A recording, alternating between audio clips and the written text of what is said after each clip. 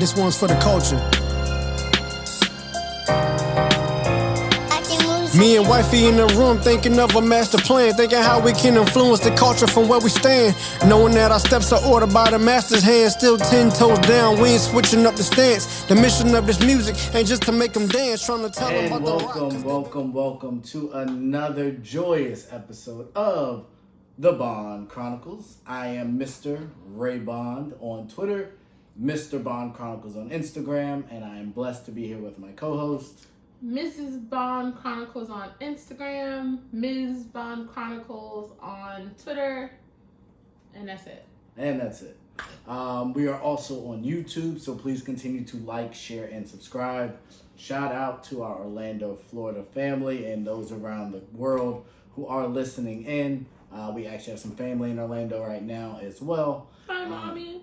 Hi, Mom. Hi, family. Appreciate you all as well. Oh, and Nana. That's what I said, family. Yeah. You know, all inclusive. Don't want to leave people out. You start naming people. Yeah. You get people looks. feel away. And you go to family reunion, and then it's a little awkward. So we don't want to do that. But definitely exciting times. We've had a lot going on over the last week or so, and so we've touched on a variety of different topics, and we wanted to take this time to get back to us. Kind of talk about our perspective on some things, as well as some current event things that have been going on, because that's what we do. So we have made it to another benchmark. Let me know when you're ready. You're good? Okay, well, just over here talking. Like you don't like to talk. It's not what's important. But we have made it to another benchmark, which is episode 20. 20 episodes in. The Bond Chronicles. We are halfway through the year. We've now passed that threshold, so we're just keep taking moving and shaking. Just shaking, really blessed to be a part. So I don't want to understate the significance and what we're accomplishing and what you guys are going on this journey with us, and for all of the support that you guys have given us. We have some people out there that don't like to support anyone but themselves and are selfish and bitter, miserable people. And for me, savage. That starts with the lowly, loathsome Wendy Williams. Tell the people how you really feel. I said the other day, if this cancel culture, y'all be targeting all the wrong people. Just like sometimes I feel like black people, if we stop killing each other, if you're going to kill somebody, there's other people you could kill. But we're not going to go down that route today. In the sense of where we are today, Wendy Williams, never been a fan, and she continues to give us fodder. In a certain extent, I don't even want to give her my time, but because I'm not that famous, it won't really matter that much anyway at this point. So, do you want to give us some of the background? The spiciness today. Just some of the background as to how we got here, and then I'll add my 2 cents. You do know a little bit more about her than I do, although what I do know, I wish I didn't, but I do. So, I will turn it over to the lovely and unloathsome host and let you expound on this joke of a woman, Wendy Williams. Oh, man. Great introduction, babe. Yeah, trying to set it up. I feel that passion in there. We all know who Wendy Williams is, why she's famous. You don't know. Some of our audience might not. We've got some of that feedback that we talk about stuff that sometimes this is true. Our listeners don't. So if you are unfamiliar with Wendy Williams, you're not missing out on much, because she is a miserable woman. Miserable. In my personal opinion. She is a famous gossiper. She built her career, everything about her is based on talking about other people, judging other people, her commentary on other people's lives, digging up dirt on people and exposing it. That's who she is. But some of it's just lies. It's not even digging up dirt. For sure. Bad information, just lying on people. She's just like, to me, she's like the TV show, or when she was on the radio. Well, I think she actually she's got a show on one of the satellite channels. It doesn't matter. Well, yeah, she gossips about anyone and everyone except for really herself. Whenever there's anything actually going on in her life or there's something going on with her, she chooses, obviously, not to share that. But Isn't that it's also, like, highly publicized. She used to do a lot of drugs. She's made a lot of compromising decisions throughout her career to get to where she is. There was a Lifetime biopic on her this year. I didn't watch it because I'm not a fan, but I did hear it was good. I did hear it was good. But she was also the executive producer. Okay, that's what I was going to ask. Was it like a R. Kelly doc, or was it like a Jeffrey Epstein doc, or was it like no, it was like autobiography? A movie. No, it was like a movie, and Right, someone portrayed her. Okay, so my question was it someone like talking about what she's done and how she got to her success in a really nice, rosy, positive light, or was it the real story? And it sounds like she executive produced her story, so... Well, to my understanding, it was, like, she did shed a lot of light, honest light, on her life. But again, I didn't watch it, and I didn't really read a whole lot of reviews about it, so yeah. I can't really speak to its quality or not, and if you would really get a lot of information from said movie. For you guys that do know Wendy Williams, you know, love her or hate her, she always has something to say about all of our faves. This past week, though, she had a whole mouthful to say about Tabitha Brown. Tabitha Brown is an actress, Instagram, social media influencer, new black girl rock on the scene, making moves, like really doing a lot to uplift all the black girls in the world. And Tabitha had recently mentioned in, I think, a whole separate interview or another occasion that she wanted to retire her husband from his job. He's been an officer with the LAPD for the last 15 years. Mm-hmm. And early on, when she started off her career, they had an agreement that, you know, he would work and he would provide for their family while she pursued her dreams. And that when they got to a position where they were comfortable financially, they would make changes. And now they're finally seeing all of that hard work and all of the things that they put into their relationship and their finances manifest. And she's like, babe, it's time. Go ahead and hand them those walking papers. Let's get you out of there. Wendy Williams. But just into that point, and I don't want this to be understated, and I'll let you get to Wendy's point. No, yeah. Like, it's one thing, I think, generally speaking, I think it's dope. And For y'all sure. all know I'm pro-man or whatever y'all want to say. But just the concept of retiring her husband, I do think is dope. I also think his career in line of work is important. For sure. And this isn't like he was an accountant or a secretary or even an attorney. Like, he's an LAPD police officer. Documented one of the worst departments in the country to work for. So, I think that's important for this situation. Something's about that. Sorry. I'm like crying. No, yeah. And even in her response to Wendy, she says, like, in the time and period that we're in, he doesn't have to go and put on a bulletproof vest anymore. I know that he'll be home with our family because he's no longer going to be in a job that is super dangerous for him. Like, again, this is a decision that they made as a unit after praying over it and all of those sorts of things. Wendy, having been through the experience that she just went through with her ex-husband, had a whole lot to say about the decision. And I think one that I definitely want to point out, my biggest takeaway from Wendy's response was that she is broken, she is super bitter, and she was speaking from a place not only of knowledge, but of also hurt. Because what she went through with her ex-husband, I wouldn't wish on anybody. It was embarrassing, it was hurtful, like, it was an awful situation to go through.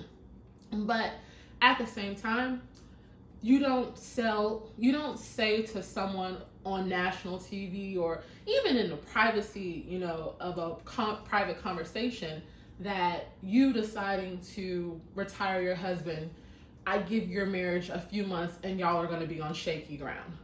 Like, that's just, and again, I don't know if Wendy has I'm going to say that based on Tabitha's response, Wendy doesn't have any personal relationship with Tabitha or Chance in any way, shape, or form. So for you to speak that kind of negativity over somebody's relationship, like that tells me a lot about you, and on any level. And then two, again, she was speaking from her own experience. So your marriage wasn't built on the same thing that their marriage is built on. Your relationship was not built on the same things their relationship is built on. And again, her husband is not the same man as your ex-husband. So to, again, speak that into someone's life that way, Wendy said a lot of things that were super disrespectful to me over the years. I took a lot of personal offense to that. Because I think as women, especially, like, we root for each other to be in happy, successful, fruitful relationships. But when we're hurt, like, a lot of times we say the worst bits of advice. And that's why, especially in our relationship, I am really selective over who I seek counsel for as far as advice. Like, if you don't have the kind of relationship that I want to have, I'm not asking you for advice. If I don't feel like you've ever really had a successful relationship, I'm probably not going to ask you for advice. If you've never been married and have a successful marriage, I'm probably not going to ask you for advice. And then again, like, I'm a believer. I love God. If you can't give me godly advice, I'm definitely not asking you for advice. And none of what Wendy said came from a place of, I think, sisterhood or love. It all, to me, came from a lot of bitterness and hurt, because she's had a lot of bitterness and hurt and sour relationships in her life. Okay. Yeah. So I'm not going to necessarily go back through each of your points because there's a lot of them. But no, your general premise I completely agree with. The old adage of hurt people hurt people. The old adage of you can't love someone else unless you love yourself. So you are more knowledgeable about her relationship with her husband than I am. Like you said, it was everywhere. I've known about Wendy Williams for a long time, and every time I came across something in relation to her, it turned me off. So typically I scroll past or ignore people like that, people I deem to be trolls. Like, I just don't give them the time of day. I thought the first part that she tried to do, it came off sister-like, like, I've been you before. Yeah. And you haven't. Like, listening to Tabitha talk, she and Wendy have nothing in common in relation to relationship, foundation of relationship, what the relationship looks like from everything I've heard about Wendy's relationship. Mm-hmm. Like you was explaining, and you just kind of glossed over it, but I'm going to get into at least what I know because I think it's important for context. Yeah. So, by all accounts, and correct me if I'm wrong, Wendy was somewhat on when her and her husband got together. Oh no, she was on. Like, right. She'd already been on the radio. Like, she was so Wendy famous. was a thing. So that's not the same situation. Like, Tabitha was no one. Yeah. When they started. Yeah. And so, I think she said they've been married for 23 years? 24, 25. Okay. Yeah. So something like that. So 15 years ago, he took this onus as a man. I believe, I'm guessing both of them were working before that or some capacity. And he took the onus to allow her to pursue her dreams. They had an agreement. I don't think Wendy's situation was the same. You were already it. And then you brought him into your situation, and for whatever reason, you decided to marry said man. That was the decision you made. And in that, this man decided at some point, and I don't know how long they were together, you weren't worth it. And not only are you not worth it, but I'm going to have another family, basically. I'm going to have a side chick. I'm going to buy a house. And then you get her pregnant? Yeah. And he got her pregnant. So that's what he thought of you. I'm all for, and I somewhat push back on your idea that I'm not, well, no, I understand your point that I'm not going to get advice from somebody that doesn't have what I want. But I also think there are people that are in maybe a worse situation that you can still learn from. Okay. I can see that. And in worst case, learn what not to do. Mm-hmm. So I understand that premise. But I think in Wendy's job, in which she has allowed her to make famous, one, she has to continue to meet expectations. The people that watch her show watch because of what she's going to say. For sure. They watch because they want the over the top. They want the hypercritical. They want the hyperbole. They want the TikTok or the flash in the pan moment. So that she's stuck to a certain extent because that's her audience. That's her base. That's what she does. We saw that with the last election cycle. You just got to keep outdoing the dumb stuff that you're saying. So that's one box. The other box is she definitely shouldn't be giving advice, but she has no place to critique other people either. Like, you have no idea what this person's relationship is, and now you're speaking that it's going to fail because your situation failed. Yeah. Like, that's nuts to me. I don't understand it. Like, and she just got into it with Erica and Safari. Like, and she's got into it with a bunch of people, but it's like, why couldn't, even if you don't agree, to go to the extent, well, just wait in a couple months, they're going to be on the rocks. Yeah. Even if she ends up being right, is that what you want to be right about? Is that what your claim to fame would be? Yeah, I called it. I knew they were going to break up. Like, but she does. Like, anytime, like, her prediction as far as relationships with people come to be true or it comes into fruition, like, she's the first person to say, y'all don't know, I said give it however many months, however many years, and it wasn't going to be a thing. Like, when Kim Kardashian and Chris Humphries were going through their divorce. And then even with the Erica Mena Safari thing, like, she takes great pride in being right about the demise of someone else's relationship. And to me, that's just really ugly. but I think that speaks to, and Tabitha kind of talked about, in as far as reading somebody. Man, I cannot wait for God to grace me with the ability to not only read you, but read you respectfully so that you can hear what I'm saying. Because she wasn't yelling and cussing and, you know, all of that. Like, she spoke truly to me, you know, obviously, as a woman of God, speaking to someone who needed to be corrected because something that they had said was completely disrespectful. And it's one of those things like, I'm cutting you, and I'm cutting you, and you don't know that I'm cutting you.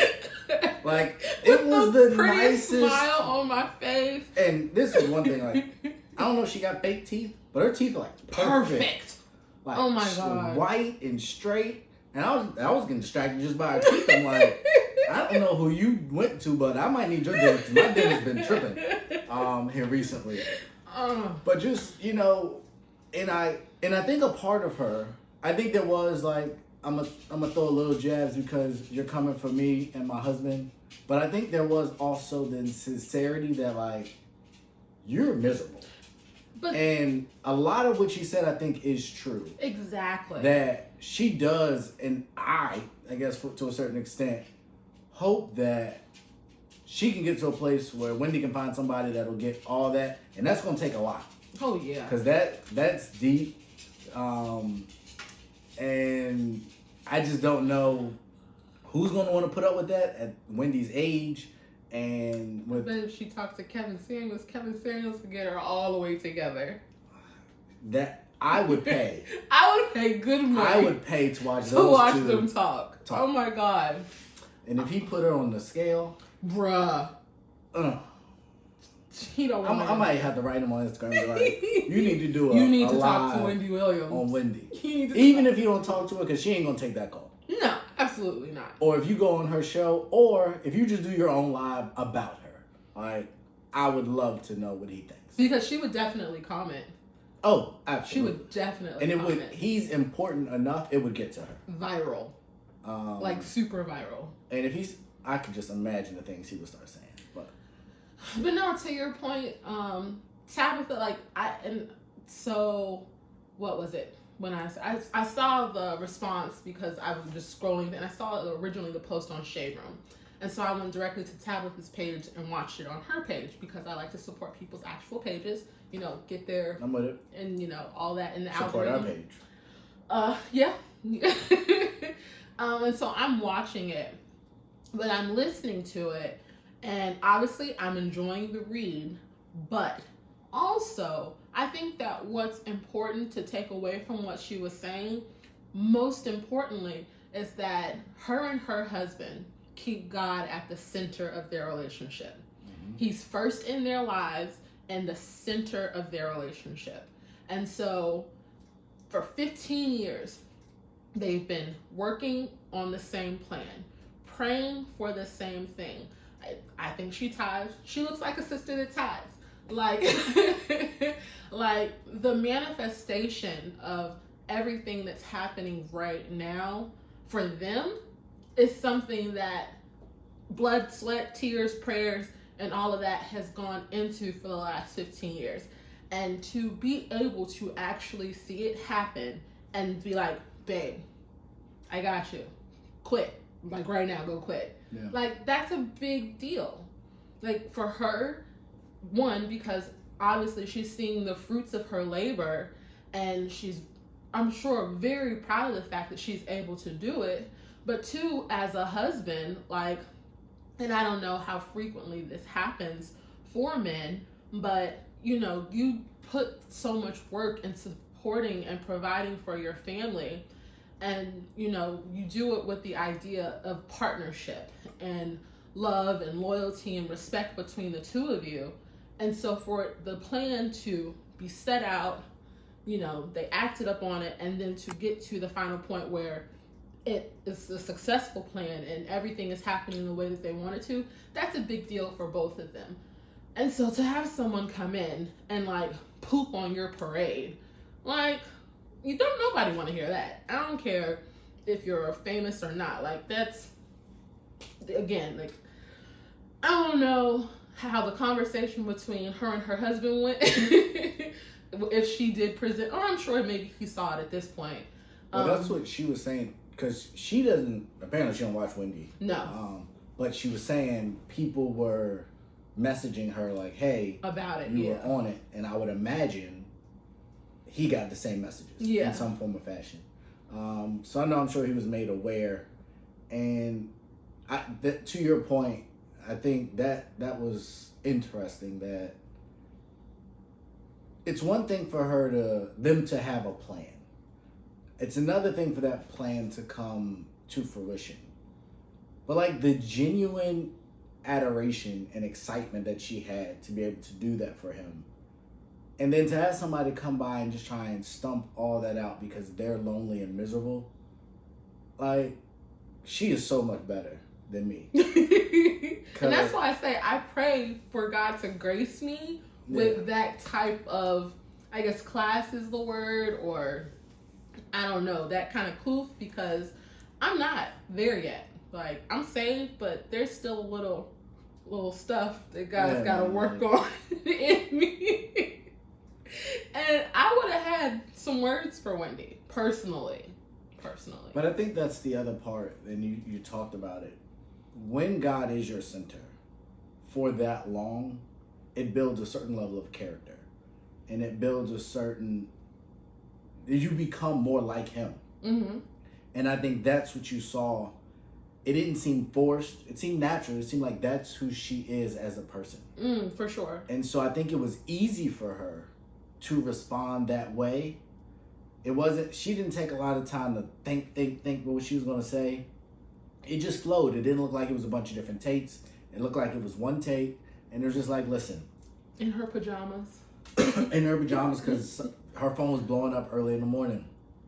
And I was just super impressed. I would say in this year we had, and I wish I had her name, but Derek Jackson's wife, and the way that she handled that situation, the way she handled her helmet of salvation. Ever figure out what her name was?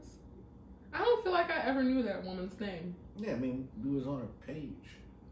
She had social media on it. I know, but I still don't feel like it was... And then she celebrated him on Father's Day. Yeah. And so, but I think the common theme is God was in both of those situations. And although the situations were very different, yeah, I think the women were able to handle it with grace and in their stride and with dignity because of that foundation. And I don't want that part to be missed either, because I think that's really important. Yeah, most definitely. Like I said, I'm saved, but I recognize that there's still a lot of things that God has to work on within me to get me to the level where I don't have to respond like old Robyn would respond. Or like normal people would respond. Yeah, this is true. So no, definitely shout out to her. Shout out to him. You said his name. Chance. It's Chance. So we will be praying for them to have success. And what I think he wants to coach, actually. Yeah, she was saying that he already has a nonprofit. Mm-hmm. And as someone who's run a nonprofit, she's especially with that kind of line of work, and I can only imagine the things he's experienced over his time. But it does take a lot out of you. And then especially when you're dealing with kids, and kids that are less fortunate, kids that have dealt with trauma, that takes added time and effort. And so now he has that, or he will have that opportunity. I'm sure it's now, obviously, with the more fame that Tabitha has, and even this they situation, have more resources. I mean, every situation you can use it for good. Right. And so I kind of wish, I guess, she would have told us the name of the charity. I'm sure it's not hard to find, but I think this is an opportunity for them to build off of this negativity. And hey, this is what we're doing. If you want to support us in what we're doing, this is your way to do it. So, yeah. I hope that is to come. I look forward to really what they have coming up. I'm sure great things are in store. They seem like solid people. Mm-hmm. And definitely anytime I see women ride and support their men in any kind of capacity, but especially like this, it warms my heart that happens. And she's black. Oh, absolutely. So yeah, that's kind of what I have on that. Did you have anything else on that? Really beyond what Wendy said, even though what she was saying for her came from a hurtful place within her, she did have a point to be made. And I've seen it a lot also on social media since the exchange happened. Basically, that a lot of times when men are in the position to be the homemaker, caretaker, whatever you want to call it, house husband, a lot of times it doesn't go well because men can be restless, they get bored, especially if they are now, especially if they find themselves suddenly at home and they don't know what to do with themselves. So was some points to be made in what Wendy said, just not the way she said it and the way that she meant it. You think that's gender specific? No. Yes. For our situation, it's one thing. Like I think it's different. How so? Because I remember the conversations we had when I told you when you got pregnant, I didn't want you to work. So for me, it was like I had finally gotten to a place where I was comfortably taking care of me and Courtney. Like, we didn't need or want for anything. Like, we were good. Mm-hmm. And my career was in a place where like I was starting to see the fruits of my hard work, and a lot of the sacrifice, especially sacrificing the amount of time that I spent away from Courtney when she was younger. Like I'm a hairstylist, and you work super long days, you miss a lot of things. So I was finally getting to a point where I could be like, I'm not going to take that extra client. I'm going to go home. I'm going to spend the time with my daughter. I'm going to take her to ballet class. Like, I had gotten to a point where we were good. And then the way that you presented me staying home was really the issue. And then it was more also about the length of time you wanted me to stay home, because I definitely hadn't intended on staying home with the boys until they went to elementary school. Like, that just seemed like a ridiculously long amount of time for me to stay home. So for me, that was my hang up on it. But I also appreciate the fact, it's been a year, 2 years now almost, since I work full time. That's about 2 years, because you stopped in like July. Yeah, July, August, Yeah. 2019. Yeah. So originally it was like, I'm just here at home. And then I'm a social person. I'm outgoing. Like, it's difficult to be at home with children all day, every day.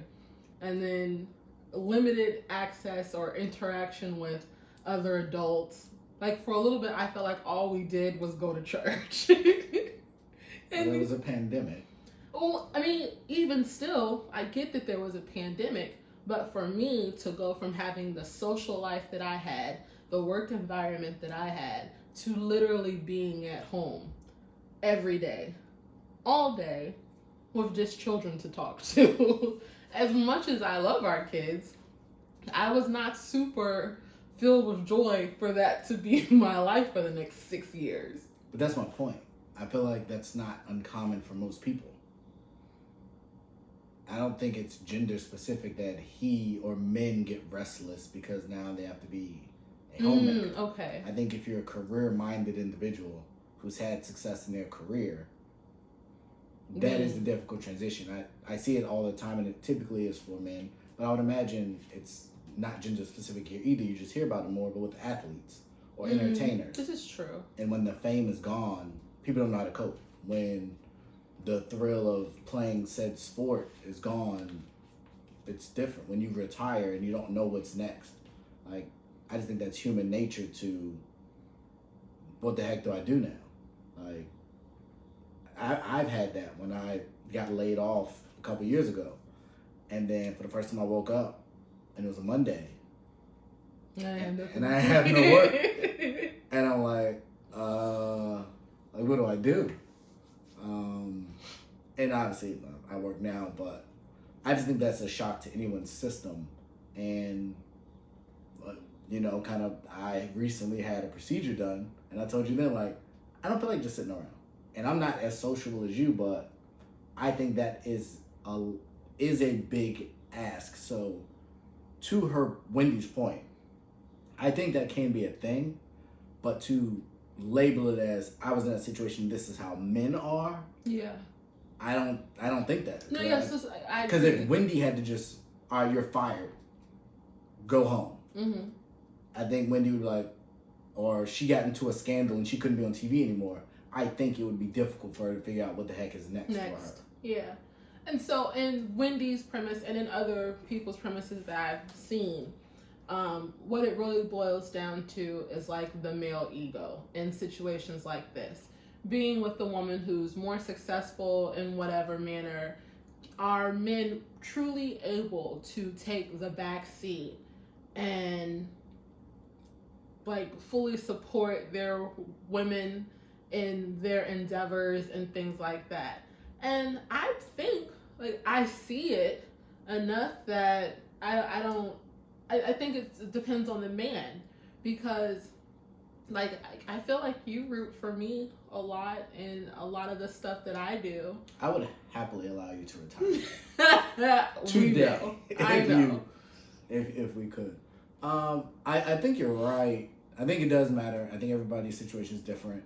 I look at, and again, I kind of go to entertainers and things like that, but I feel like Kobe transitioned well.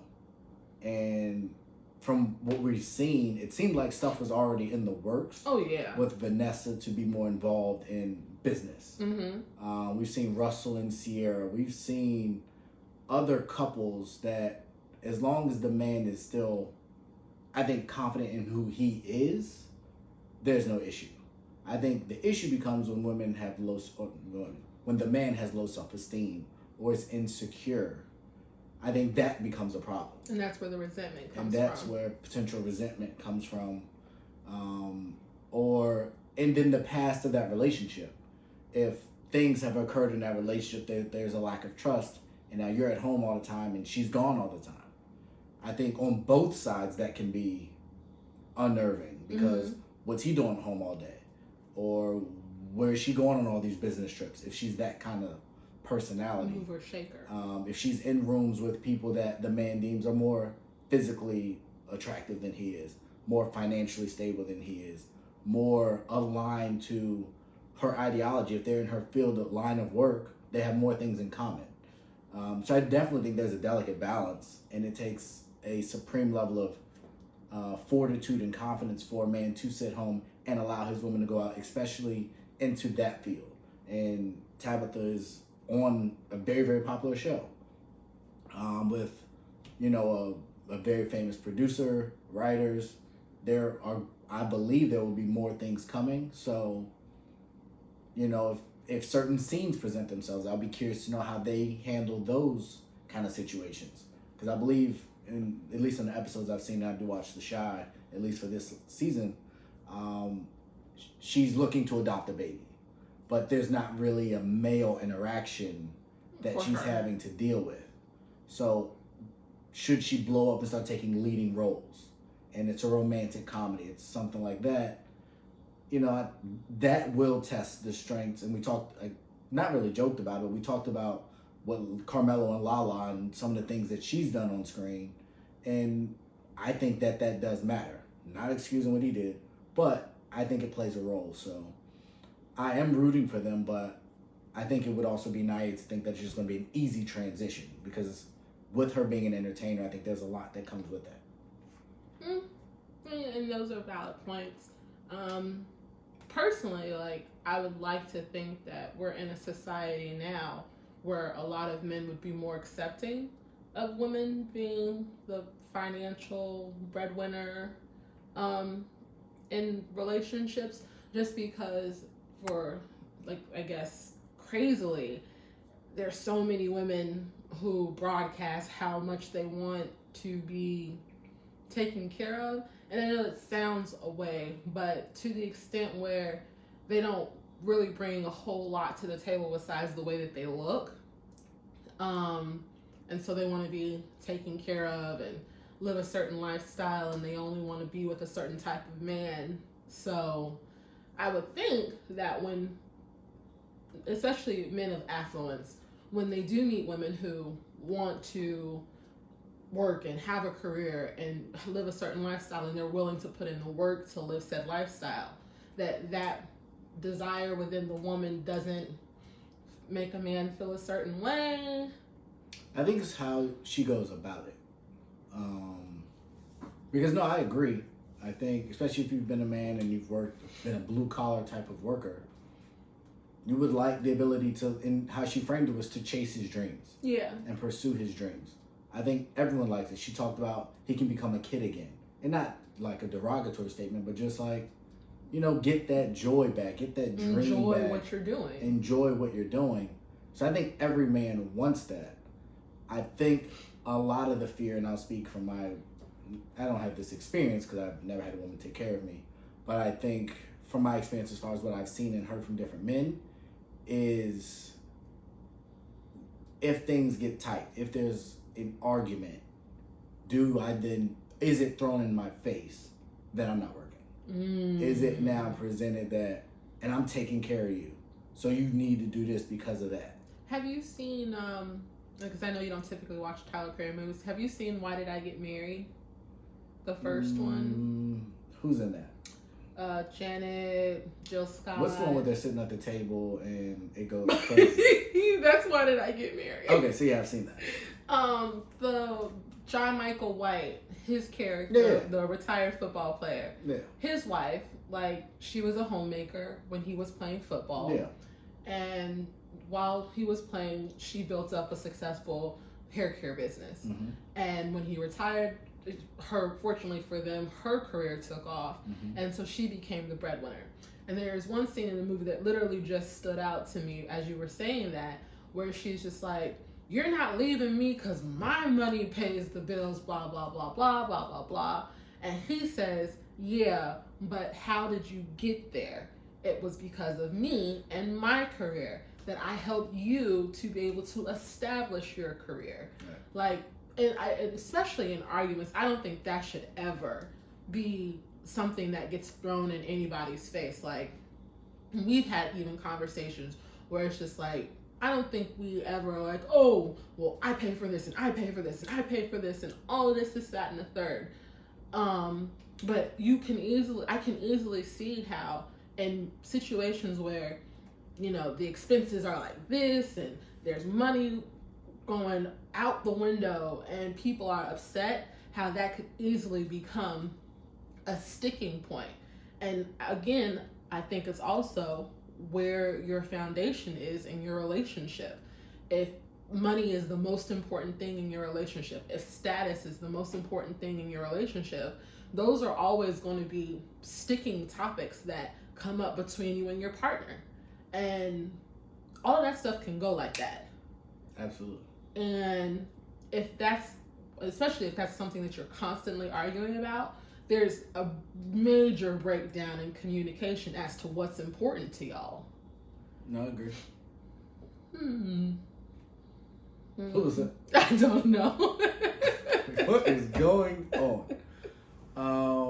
But no, I think that's very true. So I think we've talked about just relationships and gender roles, and we've talked about marriage, and there's no book on it. There's no book, and I think I've talked and I'm trying to cultivate more relationships with other men, specifically black men, but that isn't something that's even talked about. Like, what do you mean? As a man being like, my woman takes care of me. Okay. Like what that looks like, how that should look, like the struggles that you might go through when you find yourself in a situation. Like, who do you talk to about that? Yeah. Because there's really very little point of reference. So I think that will be another piece for them to, kind of work out. As, it is an adjustment. And to Wendy's point, and I pray that this isn't the case for Chance, but it sounds like Wendy's husband tried to make some investments and they failed, and some other stuff was going on. Again, like the situation, I wouldn't wish it on anybody else. It sucked to see a woman go through that sort of embarrassment. Well, they say you reap what you sow. They do say you reap what you sow, but I don't feel like people deserve that sort of treatment. If you're not happy, if you don't want to be with me anymore, then just be out. I mean, But that's not a thing. Yeah, I know. There's kids, there's money, there's lifestyle, and we're going to talk about someone else's lifestyle that we're rolling right along in the topics. She definitely wasn't about, I'm just going to be out. Right. So I don't know the girl's name. She's, I think, just an Blue Jas. But I don't know who she is. I have no idea where she came from. I think she's just an Instagram baddie. She looks like the type of woman. I googled her and she didn't come back. So yeah, she's like an Instagram baddie. Like, I don't know what gave her the ability to be on whatever show that it was that she was having. Any of those people. Me either. So I don't know where they came from, who they were, or whatever. It's just the clip of her talking went viral. Sure. Basically, if you haven't seen the clip, young woman, very pretty. I mean, she was pretty. I don't think she was ugly. She's made up. That wasn't her. Yeah, either way. Okay, she was pretty for the camera. Yeah, fine. Basically saying that if she is involved with the man, and he's wealthy, and he has purchased her Bentley or whatever kind of fancy car, and he's bought her all these pretty things, and he's basically paying for where she lives and doing all these things for her, that should that relationship end, she expects for him to continue to afford her that lifestyle until she finds a new sponsor. Because that's basically what he's doing at this point. And no one around her agreed with that premise. But she was super adamant about the fact that you made me comfortable with this lifestyle. You could afford it when we were together. So it would be petty of you that now we're not together, you're not going to pay for my life anymore. If you were a good person, basically you'll pay for everything. You won't ask me to leave the apartment or wherever I'm staying. You won't take back the car and the pretty things. And you'll let me continue to live said lifestyle until I replace you with someone who can also provide the same lifestyle for me. And I was really confused because she said it with a straight face, so I knew she meant it. And she defended it. She did. And I was just like, where does that thinking come from? Like, one, I am 100% supportive of a man, like, spoiling his woman. Like, I am very spoiled in our relationship. I've got bags that I don't even carry, but my loving husband continues to purchase them for me. Mm-hmm. And, you know, like, I'm spoiled. And I recognize that. And I'm super comfortable with that. But if something happened between us, my expectation would not be, well, you still better be buying me. Well, we're married, but I know, but you know, under different circumstances, my expectation wouldn't be, oh, well, he's still gonna do this and he's still gonna do that because, and then that's the thing. Like, I don't understand why you would still expect for him to do that, especially since you're not sleeping with him anymore. Like that, for, you know, obviously we don't advocate sex before marriage. But, you know, you're not doing that anymore. So what is his incentive to continue to pay for your life? Like, where does that mindset or that thinking even come from?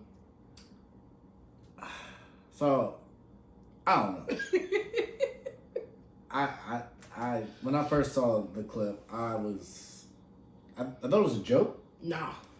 But as I continued to hear her talk, she was like, serious? She was super serious. And it got all the way to the point that she said, well, if you take those things away because we're not together and you're going to be petty because we're not together, yeah, then I'm going to destroy your stuff. Right. I'll crash the car and destroy the loft. Like, he bought you a car and gave you a place to live and afforded you a lifestyle you never would have had. And instead of being grateful for that opportunity, and in this case, I believe maximizing that opportunity, and I've seen this a bunch of times, we're going to get into some other people, that is not an opportunity to sit on your butt. No, that's when you go secure the bag. That is an opportunity to parlay that situation into something. Even if you just take the money and invest it.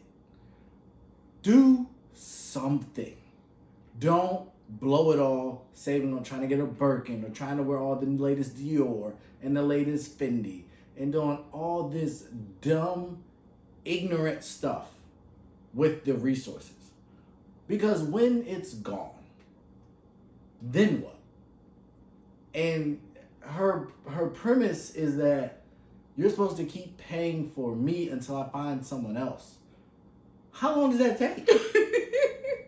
Because naturally, and we see it, and this isn't all people, but a lot of people on welfare, as long as the check keep coming, and we're seeing this, a better example, we're seeing this in our country today. Now that the pandemic is over and the world is opened up, people still ain't going back to work. I know. If I have to go one more restaurant where they're understaffed, it is the worst. I just don't understand. Folks, just go back to work. It's okay. No one's judging you. If he's continuing to pay for your place to live, and he's continuing to allow you to put the gas in the car in the shop and live a lifestyle, what motivation do you have to find a new man? So naturally, this could drag on forever. And I'm just like, how does that make sense? And I don't, we didn't watch the whole interview. All the viral clip is the one of her talking. The great answer or question for me is reverse the situation. Yeah. And you paying for a man. And you taking care of that man. And every day you come home, he just sitting on the couch playing PlayStation, smoking weed. And then y'all break up. For whatever reason. Because there were no reasons put on it. Maybe he cheated. Yeah. Who knows what? You gonna keep taking care of him? Ain't no way. Like, it was just idiotic. I hope somebody gets with her, pulls her aside, and wakes her up. I don't know how old she is. In a lot of ways, it is to be rude. I hope she don't got no kids, because if she's instilling that behavior and that ideology in the next generation, Lord have mercy. But that's what I'm saying. Like, where does that thought process even come from? Because even as a little girl, like, I remember there were a lot of things that my mom told me about relationships. One of the most important was, even if there is someone taking care of you, or you found like a great relationship, whatever, still be able to take care of yourself, because you never know what's going to happen. And so, and I don't think that's out of like a bitter place or anything like that. It's just smart. Like, you never know what's going to happen to a relationship or anything like that you're in. And so if suddenly the financial situation changes and you have no idea how to make it work, what do you do? Like, I don't believe that's just, she's like that because of how she looks or whatever. Like, my guess, and I, again, don't know enough about her, is entitlement. I'm guessing, this is just a guess, I could be wrong, she has and I don't want to use this term because it relates typically to black people, but she has a low income mindset. But I feel like people that come from that mindset also know how to grind. And when they get an opportunity, they try to take advantage of it. So it almost comes to me as like she's privileged. Mm-hmm. As if her dad or her family took care of her, she came from money, and she's never really had to work. Mm-hmm. And so or she saw her mom do it, and a man is taking care of her mom all her life, and that's all she knows. And so her thought process is not that when we break, I'm going to go get a job to try and work towards maintaining this lifestyle. It's, I got to wait until I find someone else that can replace you. And that's just so flawed. Yeah. On so many levels. So there's not even a guarantee that you will. Not that's going to last. Yeah. Like, you might find another one, and we're not involved in that circle, but we know that certain women just rotate. They go to the new city with all the people, and we saw women was sleeping in U-Haul vans when the All-Star game was in Atlanta. But that's the thing, like, All-Star game, prime example, All-Star game, and then something that happened in Miami. I think like the Floyd fight or something. Mm. We heard all these stories of women going to these places trying to snag a baller, but they were sleeping like 10 people to a room. Mm-hmm. Some people didn't have money to get back to where they came from. Right, GoFundMes because something happened to their money. Like, when did securing and again, like, I understand culturally as a woman, securing a baller or a baller type or someone who's going to lavish you in extravagant things, yeah, it seems cool, but you also have to take into consideration the type of lifestyle that most of those men live. There's lots of women looking to be lavished with gifts and expensive trips and all of that. So the competition is thick. You have to deal with, what's his name?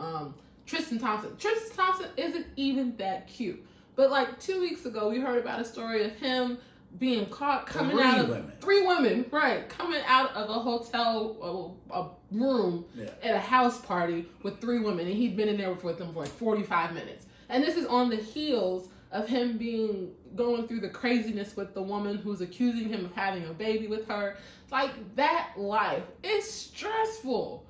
just everything about it. But these are the men that so many women are aspiring to be with, and it's for material things.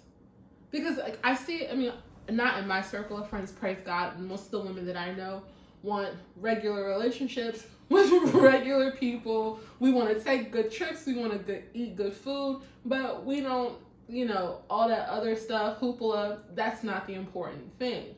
But I do know, used to know, of some women who only dated a certain type of dude. And just to listen to the conversation that they have about relationships and men and that, I was like, thank God I was raised different, or like my mindset is different, or my mentality is different, because I just can't imagine how that is your sole drive in a relationship, or like your drive in life is to land somebody rich so that you don't have to do anything. Yeah, I don't get it. And kind of to that point, we've seen a couple scenarios where if you get lucky enough, and I'm going to use the word lucky, and you can hate me all you want. Kevin Samuels would appreciate it. If you are lucky enough to snag the baller and get pregnant, the idea that he has to take care of you, once you've made the 18 or 22 years, he took care of you and the kid. And in a lot of cases, the money don't go to the kid or kids. Because, sorry, I don't care how smart, how cute, whatever. No kid needs $10,000 a month. They don't. So... And that's on the lower end. Again, that's why I even went there. So that's going to you for 18 years. I'm not even going to do the math. That's a ton of money. So the idea that once those kids are grown, said man that now you decide you want to divorce still owes you something is just boggles and blows my mind. And I don't know which ideology is worse, the young girls or the older woman that made it and still is upset and starts bashing you and trying to take you to court when your kid is grown. But something broke at some point in our society where this is who women are.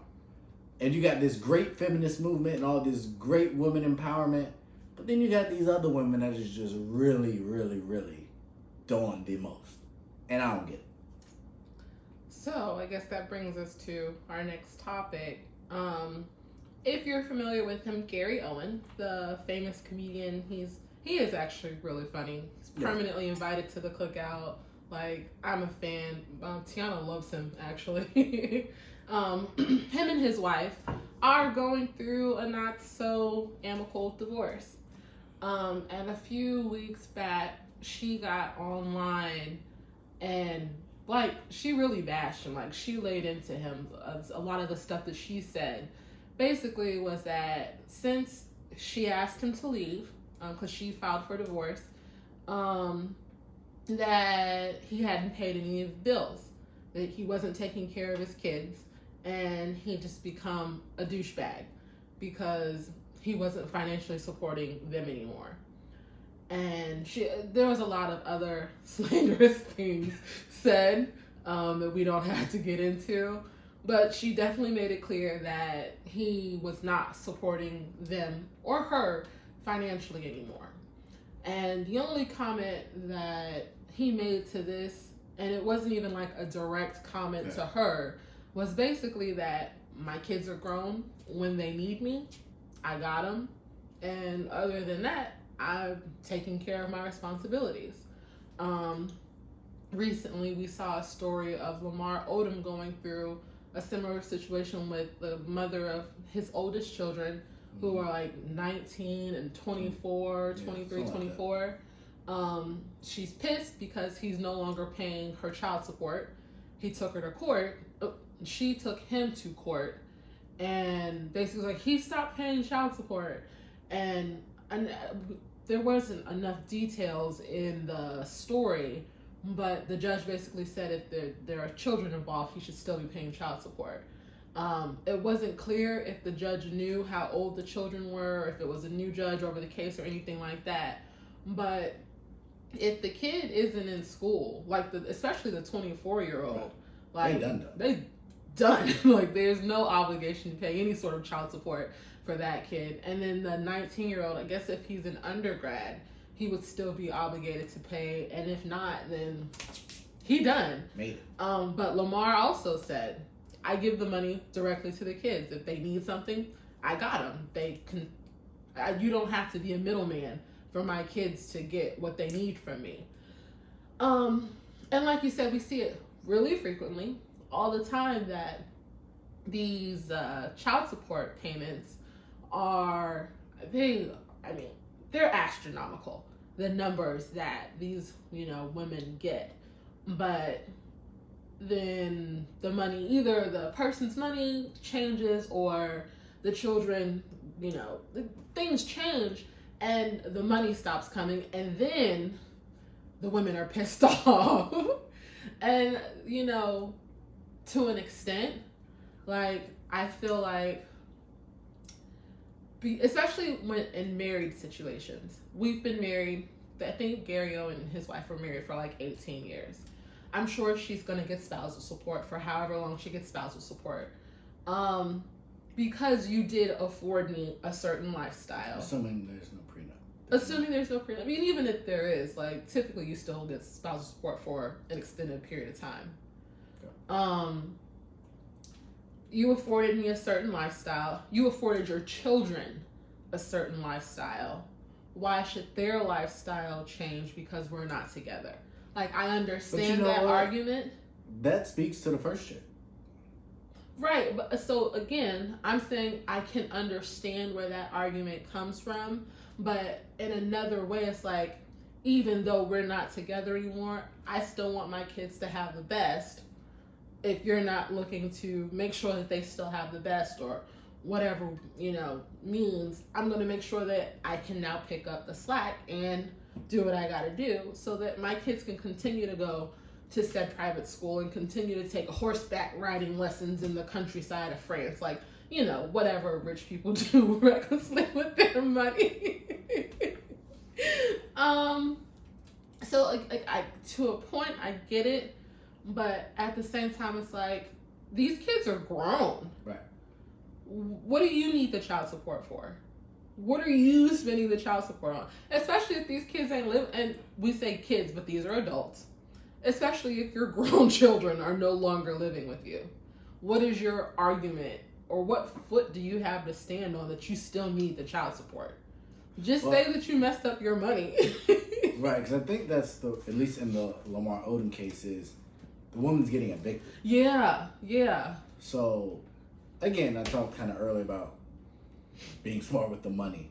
Like, I have no idea what she's done or how you got to a point where the kid's 19. So you were getting it at least to 18. How you now are getting evicted? Right. Why are you renting? So, why are you renting? There's just a lot of questions in that. So I think that's her motivation as to why she wants the child support, is because she's getting evicted and she's going to be homeless. And naturally, no one wants to be homeless.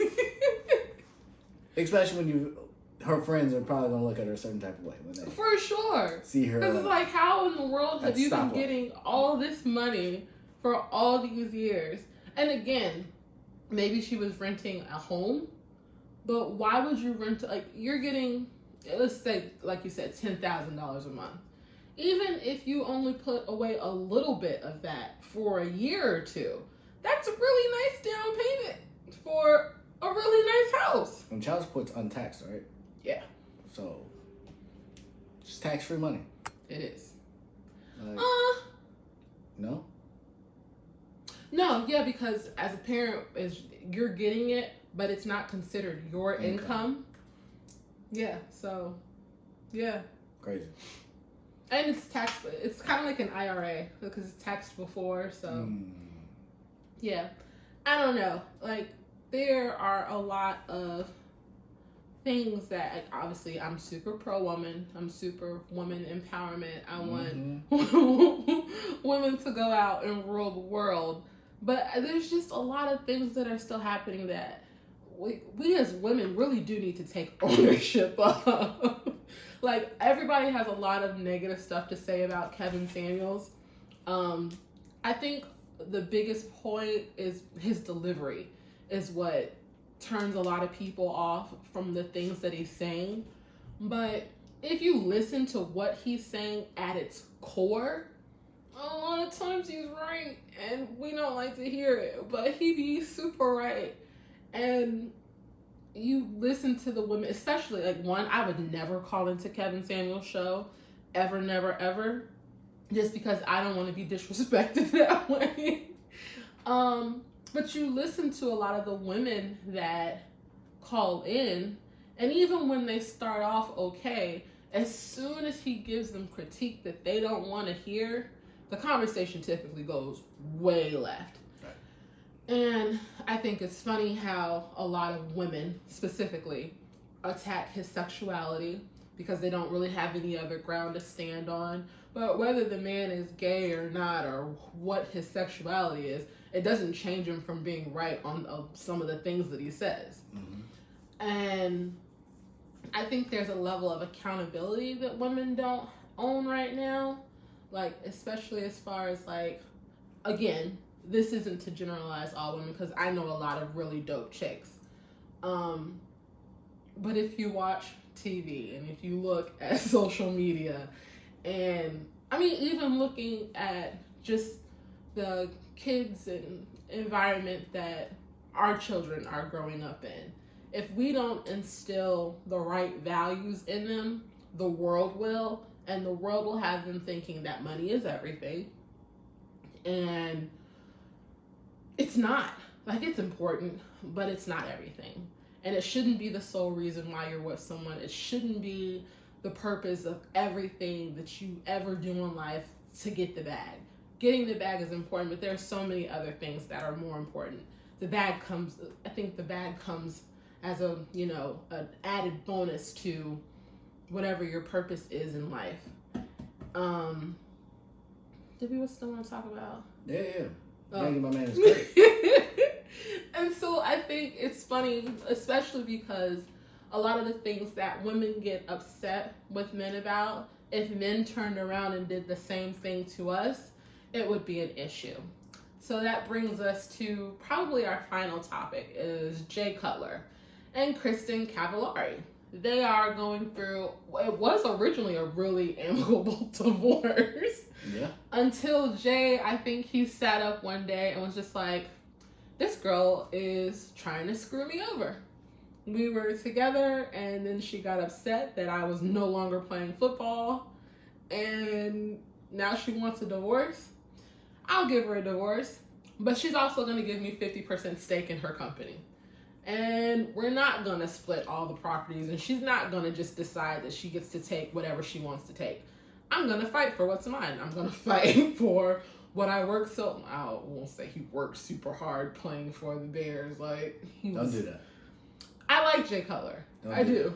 Don't do that. I'm just saying, like, he could have been better. That's fair. I'll give you that. As a football player. I'm not saying that as a husband, like, I don't know who he is. Yeah. Like, I get it. And so for her reasoning for the divorce was that she didn't like him being home. Basically, she wanted him to get out and make more money. And so, yeah, he has decided that since they are divorcing, he wants 50% of, I don't know the name of her company. Are you looking it up? No. Oh. He wants 50% stake in the company that she started when they got together. And Kristen's not having any of it. If you're familiar with Laguna Beach and the OC, back in those, no, not the OC. The OC was an actual show. The Hills, MTV reality TV shows. That's where she's popular from. I think she's written a couple like cookbooks and done like some design stuff with like coals. Like she's done, you know, some things. This is his salary through his career? Yeah. Good night. I should have been man, and played football. Because this is ridiculous. And that was what I was going to... I think that's what makes this interesting. Is Jay Cutler's made a bunch of money. A bucket! Like... Just on the field, and I pulled it up, he's made, and again, this is before taxes, $122 million playing not very hard for the Chicago Bears. I mean, you know. And I'm not gonna argue. Like, I was actually a Jay Cutler fan, but he's had some down moments. I will admit that. But I think that's what made this ironic for me, is that he doesn't need her money by any stretch. He went to, pretty sure he went to Vanderbilt. Skip Bayless will tell you or Harvard is the Vanderbilt of the North. So it's a prestigious school. That's a great word. It's a prestigious school. Smart guy. And this there's no endorsements. This is just contract money. And so we talked about the Tyler Perry movie, and I would argue that this is a similar correlation, at least in the fact that she was allowed to continue her career because he was making stupid money. Stupid money. I would be hard pressed because by most accounts, Jay Cutler's an attractive man. He's, in fashion was kind of his thing as well. So I'd be hard pressed to believe that he did not talk to people and help open doors. Oh, for sure. For her. Or at worst, she was in meetings or in parties or events with people that she could network with, that had she not had him, she would not have got those. And her biggest ground to stand on, her biggest sticking point of not wanting to give him the business is because he didn't invest any of his money into her business when she started it. And again, I don't know necessarily how much money she was making still from her career as a reality star, but it wasn't $122 million. And I just find it interesting, one, because if the situation was reversed, we all remember when Mike and, what was his wife's name? Claudia? No. Mike who? Michael Jordan. I don't know. When him and his wife, I'm sorry, I don't know your name. When him and his wife got divorced, she made out like a bandit. Juanita. Okay, Juanita. She got ownership in Nike. She got ownership in Jordan. She got houses. She got cars. She got paid. She hasn't had to work since then, I'm pretty sure. But typically, that's how it works out for women when they divorce men of affluence. They take half, especially when you live in like places like California, New York. Like you come out good. And it's not often talked about how well women do in divorce most times.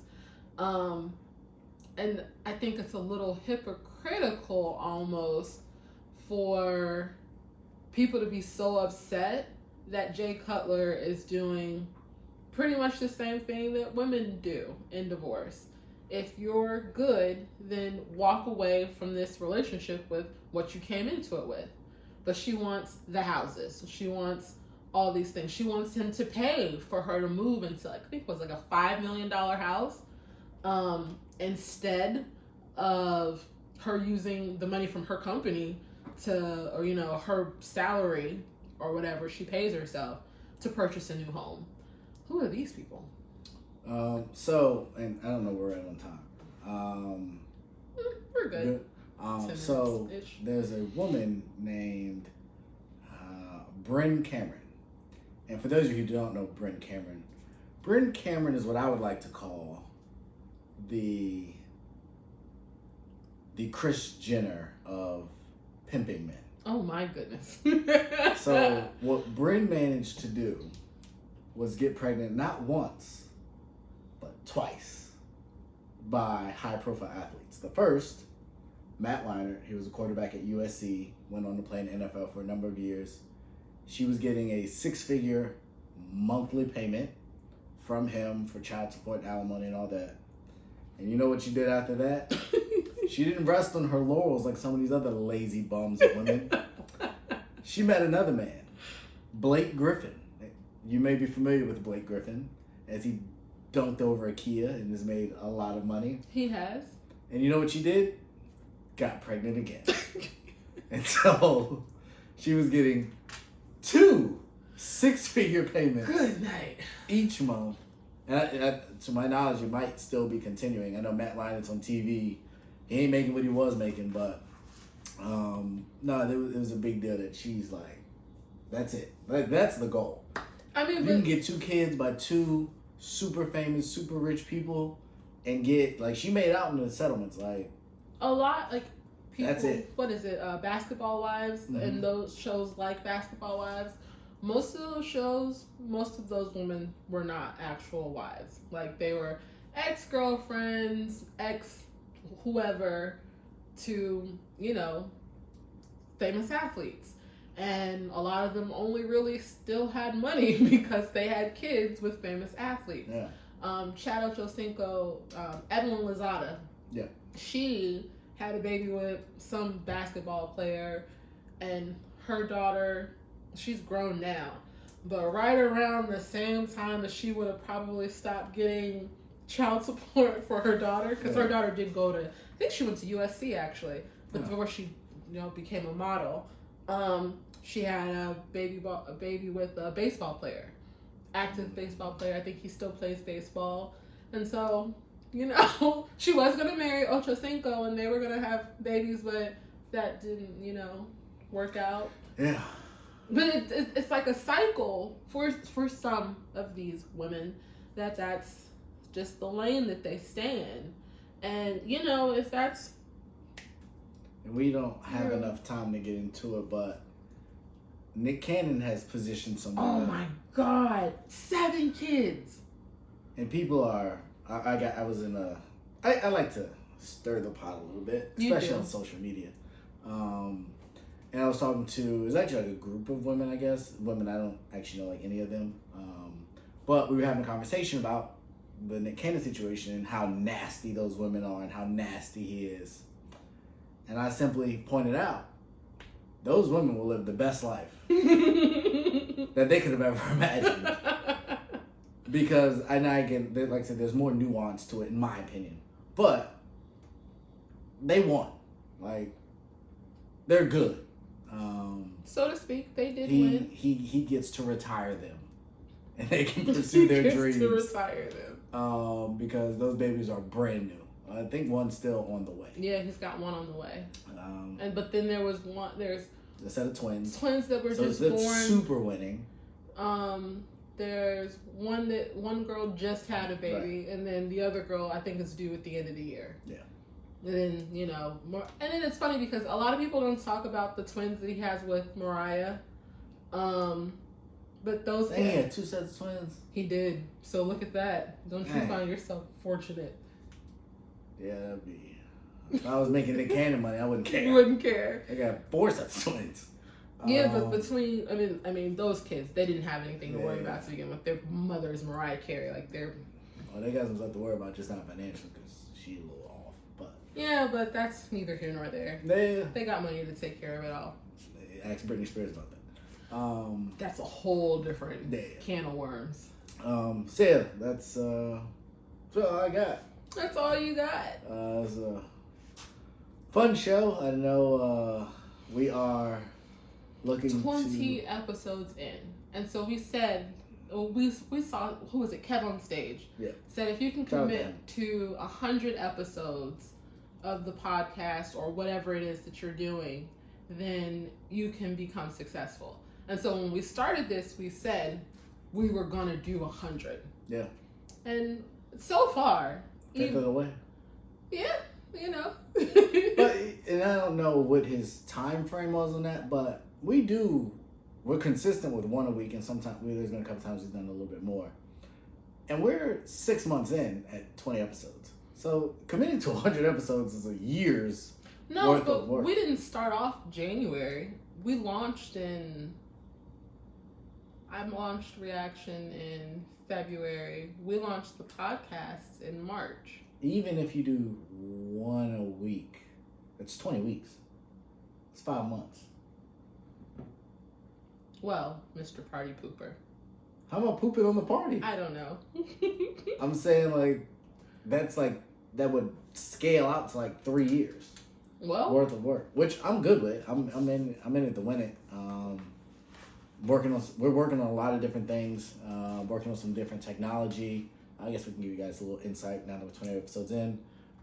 I've joined another podcast that I'll be doing. I don't look at him, Mr. Branching out and all that, doing things. We're networking. So shout out to QMC for giving me that opportunity. But yeah, man, I'm just excited to see where this goes. Yeah. We got some stuff coming. I ain't gonna tell y'all too much, but we working. We appreciate y'all's support. We got to figure out a way for y'all to start donating. That'd be great. We got all these kids. So we were like, I want to get to a place where we need an accountant. And we can. This guy. You can get retired? I would love to get retired. If I could do this all day, that'd be lovely. But yeah, it's been fun, and I'm really excited to see what we have to come. It's been humbling, the grind, the effort, the learning, the research, the R&D that we've had to do to try and figure out what works, our dynamic and how it's evolving, and just the topics. That has been probably the easiest part is coming up with topics, because the world just keeps giving. Oh, and there's a bunch we still haven't talked about. I keep saying I want to have a COVID conversation. We've never had a COVID conversation. But yeah, there's a lot out there, and we really, really, really appreciate y'all for rocking with us, and look forward to more of you guys continuing to join us. So always share, comment, subscribe, all those good things that drive us up in the algorithm world. Yeah. And I feel like I'm starting to see that where random people are starting to like us on Facebook. Mm-hmm. I'm like, I don't know you. Who you can too? Yeah. So, and again, the other part about this that kind of sucks is there's so much fake advertising and stuff out there. You don't know who always It's real. so irritating. I just delete them. Yeah. I do. It's really irritating. You get those messages on Instagram from people. Every time you post some hashtags. DM us for promotions or whatever. It's like, no, I'm not DMing you. Yeah, the first time somebody reached out and was like, yeah, we want you to be a brand ambassador. I was like, oh, snap, that's going to be dope. And they're like, yeah, you got to pay for it. We'll give you a discount. I was like, wow. But typically that's how, for non-famous rich people, that's how it starts out. And then depending on how much business you drive towards them, then they give you more perks. It's a pyramid scheme. Like a pyramid scheme. But no, we actually may get to a point where we have to do that. So we'll see how it goes. And we won't be a pyramid scheme. We'll be actually caring about our people and stuff. But yeah, exciting times. 20 down, a whole lot more to go. A whole lot more to go. And as I always say, now in life things happen. You do have the power to choose what you do. Choose very wisely, and your spouse and who you make kids with, and always bet on you.